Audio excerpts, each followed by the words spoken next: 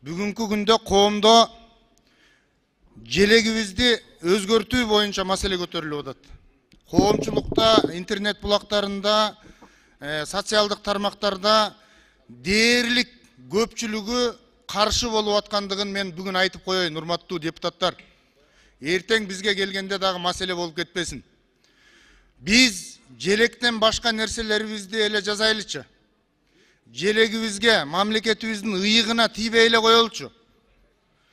Мына бул жерде мына 30 жылдан бери Кыргыз мамлекетинин эң тамгасы болгон жакшынакай желегибиз бул күндүн нуру.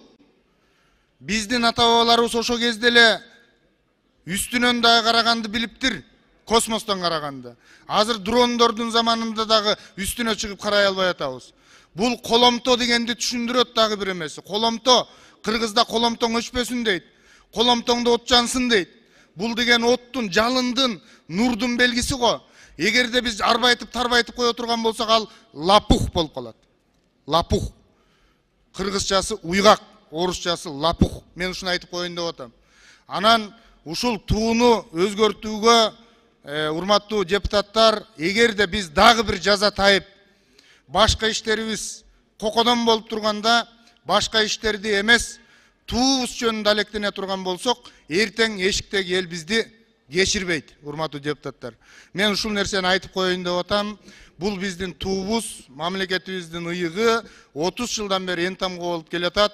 Эртең кеч болуп кала электе бүгүн бир айтып кулактар кылып коеюн дедим. Эгерде эртең дагы туу жөнүндө десе, анда кантип кабыл алынган, түсүм эмнени берет, желек эмнени берет, баарын түшүндүрүп, ортоңку трибунадан 10 мүнөт убакыт берсеңиздер, мен сүрөттөрү менен баарын айтып түшүндүрүп бергенге аракет кылам. Рахмат. Мен мисалы ошол 93 эсиме келгенден бери ушул желекти билем, мен делечи ушул желекти тааныйм да. Анан кийин ушинтип эле авторлор чыга калып эле 30 жылдан кийин эле чыга калып эле өзгөртүп эле анан биз үчүн өзгөрүү болот ал. Эгер алар үчүн мурунку желек ошондой болсо, биз үчүн өзгөрүү болот. Мен ушул желек менен эле чоңойгом.